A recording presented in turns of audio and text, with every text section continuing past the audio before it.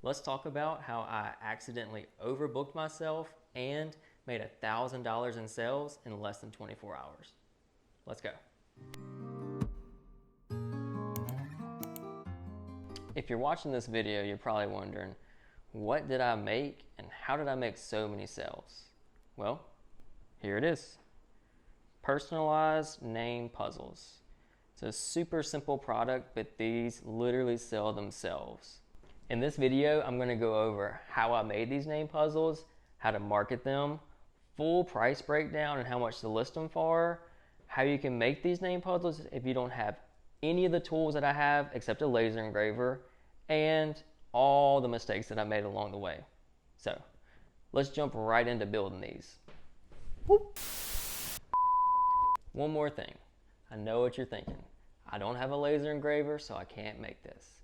But with this one product, you can buy a brand new laser engraver and pay it off in less than a week. So here's your sign. Buy your laser engraver. Show this video to your significant other and convince them that you need it. You're welcome. I'm supposed to be showing you how to make these things. Let's go. The first thing you need is wood and your shop dog. I used the premium 1x4s from Home Depot, and these are a little more expensive, but it's worth the extra money. I set up my stop block to 16 inches and then start chopping all my boards down to smaller pieces. And you should get 6 boards out of each 8-foot board. Stack it up nice and neat. Then it's over to the table saw to get these ripped in half. So you want to set the blade of your table saw to half the height of your board and the fence to where it cuts the board directly in half to get 2 even pieces. Once you cut it once, you flip the board over and do the same thing. Once you make this cut, you should have 2 pieces that are exactly the same. Just like that.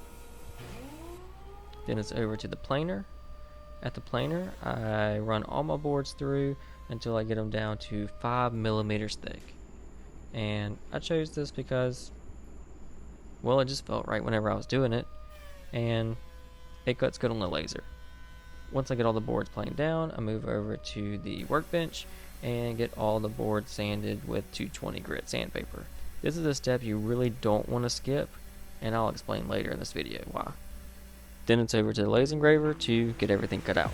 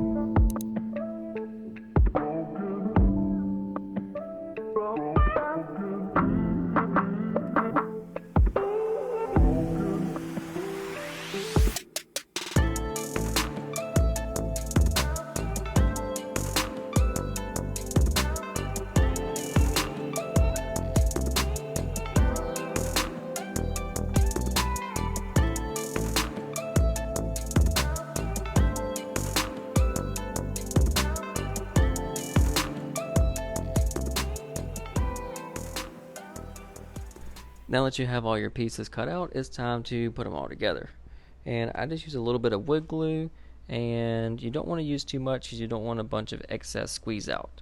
I line up my pieces, squish them together, and check for any excess squeeze out on the sides, and then start adding clamps.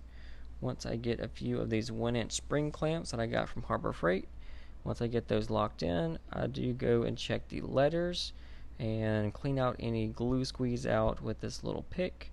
And it's easier to do it while it's wet than to wait until it dries, because then it's really hard to get the glue out. Then I add the rest of my clamps, wait about 30 minutes, and after that the glue's set pretty well and you can start taking your clamps off. And this is what the base plate will look like once you get it all glued together. Now let's move on to the letters.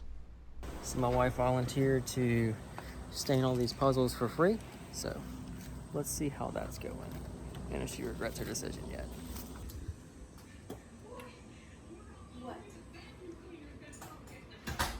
Do you regret volunteering to stain all these yet?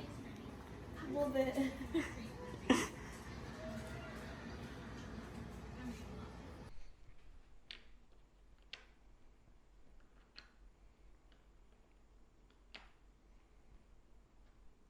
I have my finished product. Now let's talk about marketing. So you have your product finished. The next thing you want to do is take some really good pictures. You don't want to do this in your dirty wood shop. You want to get a couple variations of the puzzles that you're going to offer, stage it up real nice, take some good pictures with good lighting.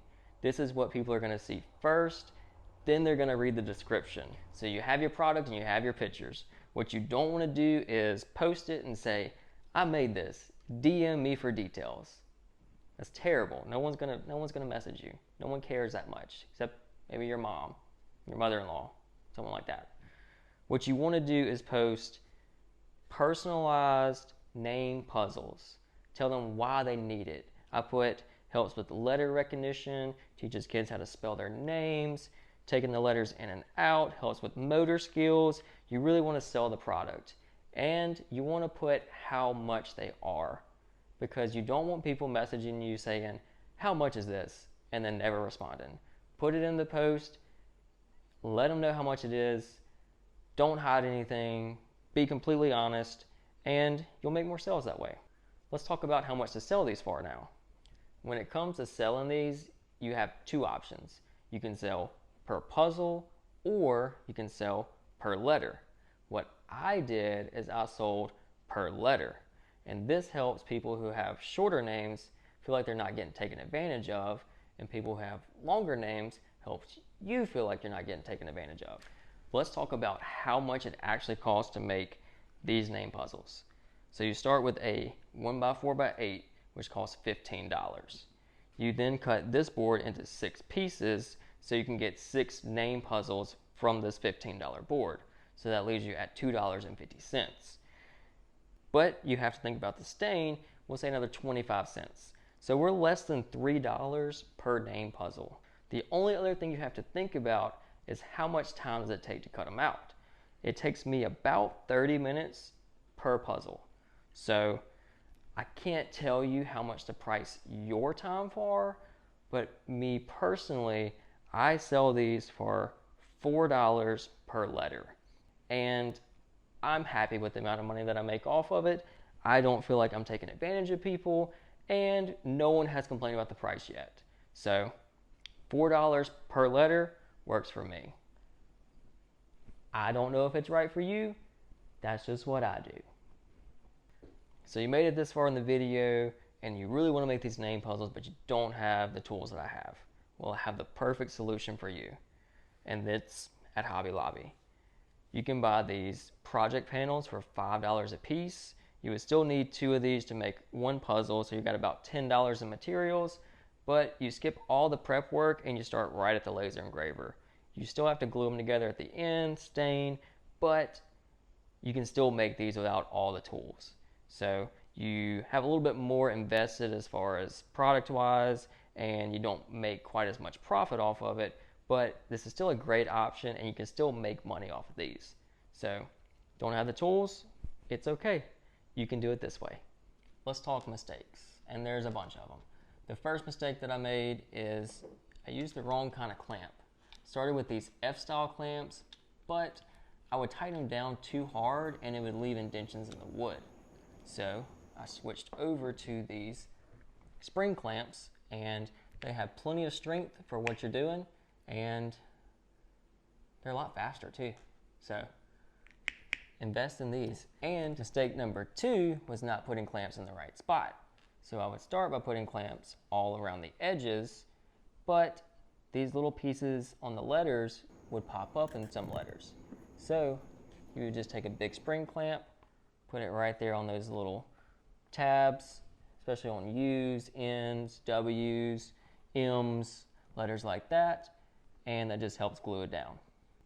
Mistake number 3 is sanding. You want to pre-sand everything before, because the last thing you want to do is have to go back and sand every one of these little letters by hand.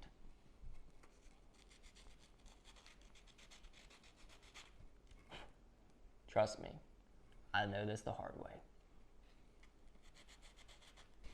Mistake number 4 was trying to go too fast with my laser. I would make a few cuts, it would work perfect, and I would say, I could probably go just a little faster. Every time I did that, it wouldn't cut all the way through, and the wood would splinter, and it would just be a mess, and I would have to recut everything. So know what your machine can handle, how fast it can go, and just go with it. That is it for this video. If you enjoyed the video, like and subscribe, and I will see you on the next one. Bye.